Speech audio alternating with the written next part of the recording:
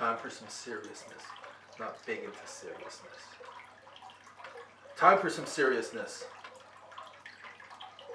Actually, I don't do serious well.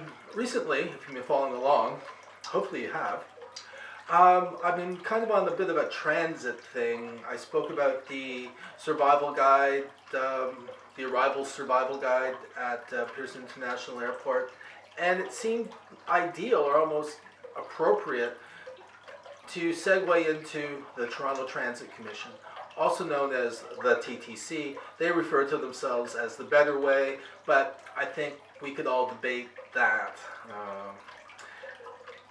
The reason I would say that is because here in Canada, in Toronto, like on a day like today, in November or December, whatever month it is now, it's cold 8 months of the year.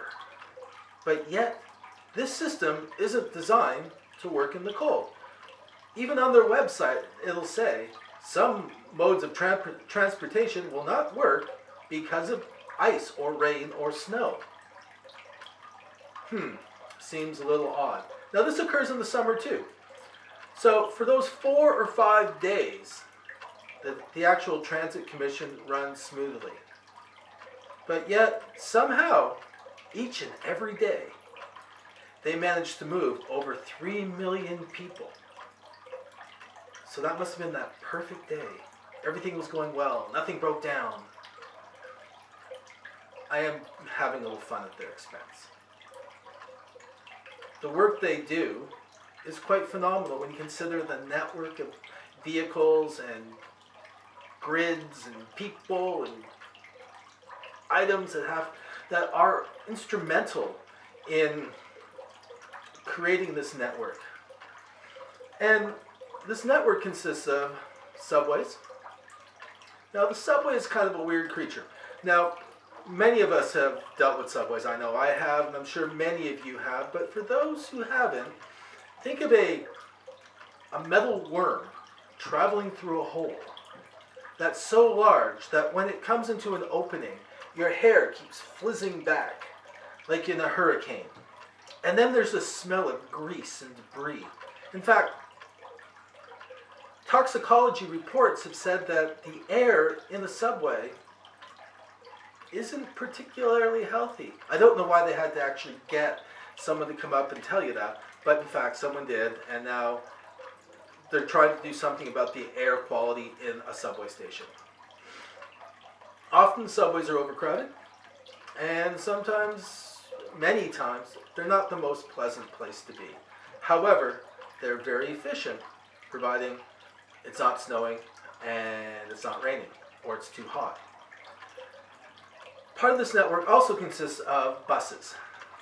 So if the subway is the artery, think of the bus as its veins. The city has over 2,000 buses, and only 2 other transit systems in North America have larger fleets. Those are New York City and Los Angeles. The third portion of the network is the streetcar, or the tram. Here we have these large accordion-style ones, which I believe are 60 feet long. So what's that? 18 meters long. And they have this accordion style. And they're really quite cool to look at. They run on rails because they're a streetcar. Now, many people in other parts of the country also have streetcars. And in Europe, they're very popular. I think they're primarily known as trams there. But here, the system is large, and it's basically the genesis of the subway system here in Toronto. And the streetcar, the tram system, actually dates back to 1861. So as you can see, there was the tram, the bus system, and then last but certainly not least, the subway system.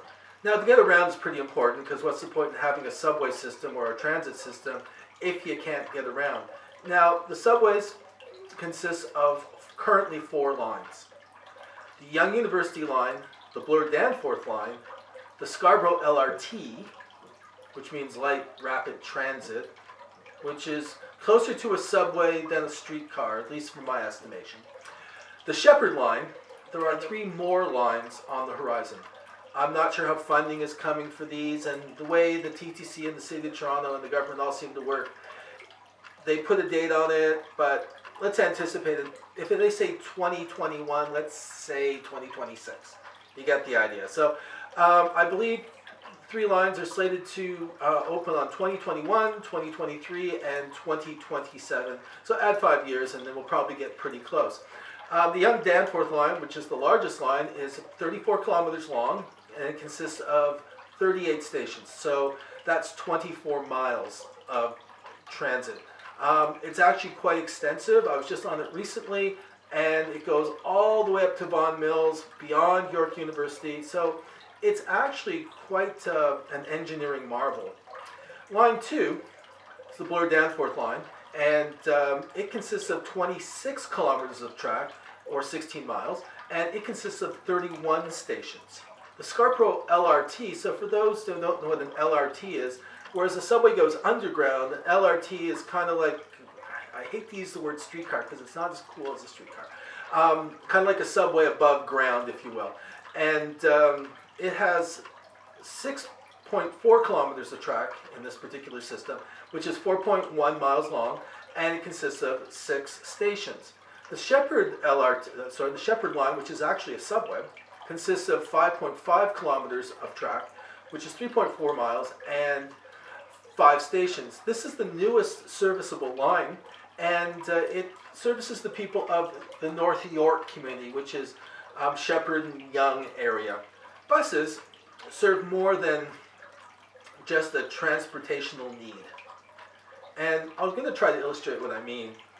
Because it's often very, very cold here, or very, very hot, many people are kind of huddled together in the bus shelter, all clamoring for warmth. You know, one person lights a cigarette and everyone's kind of huddling around it just to keep warm. The buses, beyond their natural duty, which is to transport people, a self-contained climate. This is really important, because when the bus comes over the horizon, you see it there, you're anticipating warmth. Or, in those sweltering summer months, air conditioning. These are really, really important. Buses will link up with a subway station. So that's generally the way it works. Subway kind of comes this way, bus will intersect with it. In a lot of cases, the buses will also intersect with a streetcar. So you may have streetcars primarily run through the downtown core and the southern reaches of the city. So you'll have a subway, bus, streetcar. Now streetcars are kind of a curious thing because they have their own network of tracks as they swim through the city. And they're most prominent towards the downtown core of Toronto. The longest route runs from Long Branch in almost Mississauga, which is a suburb or another city adjacent to Toronto, to the other side of the city, which is is Neville Park, which is in the beach. I'm not exactly sure what the duration of that is, but it's an excellent ride. Streetcars are actually quite environmentally friendly. I'm just going to offer a few things that you may find interesting or useful when using public transportation in the City of Toronto. First of all, one I like the best is the streetcar that runs from Neville Park, which is in the east part of the city, to the west part of the city at Long Branch. And for a mere $3.21, you can take that streetcar all the way across the city. It's almost as if it's the cheapest sightseeing tour that you can ever have. On the streetcar, headphones on, and thoroughly enjoy what's going on around you. You can create your own little Toronto mosaic, arts, cultural, transportation saga. It's really quite amazing. All for the low price of $2.25. Tip number 2. Whenever you get on a bus or a subway or a streetcar, grab a transfer. What the hell's that? What a transfer allows you to do is to transfer from one vehicle to another vehicle. So I can take a streetcar that will intersect or connect with a bus, take that bus to a subway, and then take that subway along to my destination. Now keep in mind, these things are time stamped, so you can't go up, down, around, back, and over. You're supposed to continue in one direction, so east to west, north to south, so on and so forth. If your transfer runs out of time, which is very unlikely, you may have to pay an extra fee. But the important thing is to get a transfer. It almost offers you unlimited travel. Tip 3, this is fairly new. Once you pay your fee to get on any of these transportation modes, you have an off-on policy within a 2-hour duration of time. This is pretty cool. So if I want to get on a subway and run an errand or get a cup of coffee, I can get off that subway, say at Lansdowne, get back on at Lansdowne, and continue my journey to St. George, get off at St. George to get a sandwich or some such thing, get back on the train, and continue my journey, providing that's all done within a 2-hour duration of time. The other thing that is very interesting is that as of November 30th, the TTC will no longer be accepting or selling tokens or tickets. So you'll have to either use cash or something they call a Presto card, which is basically a debit card that you load with fees or fares, and then you just swipe it, and every time you swipe it, a fare comes off. Speaking of fares, the adult fare currently is $3.25. The youth fare and senior fare is $2.20, and children under the age of 12 ride free. So as you can see, although the TTC has its faults, and they're not numerous by any stretch of the imagination, it is actually a very economical way to get around the city. So if you're in Toronto and you feel that you really want to explore on a reasonably inexpensive method, the TTC, or the better way as they call it, would be your approach. Hope you enjoy your stay here. If you've been here recently and you took the TTC, let us know what you thought. If you're interested in more information regarding the TTC, hit the blog and follow the links there, and it'll give you all the information that you could possibly ever want to know. There's no good reason for you not to explore the city of Toronto via the TTC. It's your vacation, it's your escape, and welcome to Toronto.